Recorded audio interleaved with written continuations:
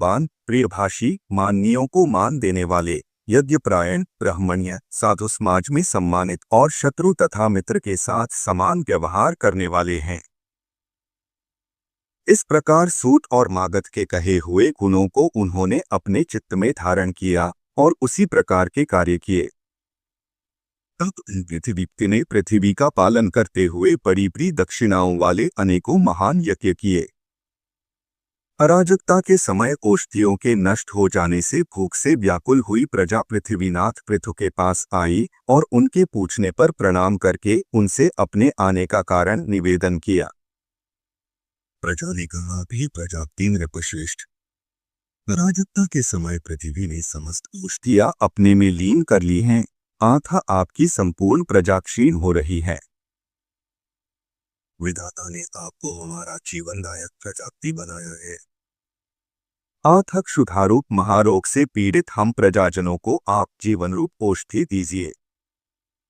श्री पराशर जी बोले, यह सुनकर महाराज पृथु अपना आजगव नामक दिव्य धनुष और दिव्य बाण लेकर अत्यंत क्रोधपूर्वक पृथ्वी के पीछे दौड़े। तब भय से अत्यंत व्याकुल हुई पृथ्वी गौ का रूप धारण कर भागी और ब्रह्मलोक आदि सभी लोकों में गई। समस्त भूतों को धारण करने वाली पृथ्वी जहां जहां भी गई वहीं वहीं उसने वेनपुत्र पृथु को शस्त्र संधान किए अपने पीछे आते देखा। तब उन प्रबल पराक्रमी महाराज पृथु से उनके पारप्रहार से बचने की कामना से कांपती हुई पृथ्वी इस प्रकार बोली। पृथ्वी ने कहा, हे राजेंद्र, क्या आपको स्त्रीवध का महापाप नहीं दिख पड़ता जो मुझे मारने पर आप ऐसे उतारू हो रहे हैं? पृथु बोले, जहाँ एक अनर्थकारी को मार देने से बहुतों को सुख प्राप्त हो उसे मार देना ही पुण्यप्रद है।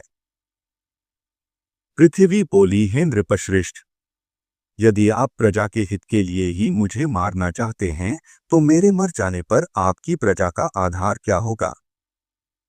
पृथु ने कहा, अरे वसुधे, अपनी आज्ञा का उल्लंघन करने वाली तुझे मारकर मैं अपने योग बल से ही इस प्रजा को धारण करूंगा।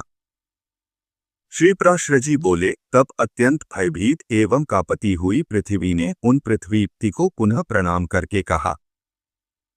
पृथ्वी बोली, है राजन, यत्नपूर्वक आरंभ किए हुए सभी कार्य सिद्ध हो जाते हैं।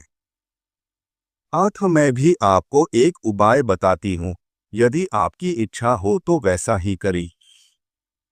हे नरनाथ, मैंने जिन समस्त औषधियों को पचा लिया है उन्हें यदि आपकी इच्छा हो तो दुग्ध रूप से मैं दे सकता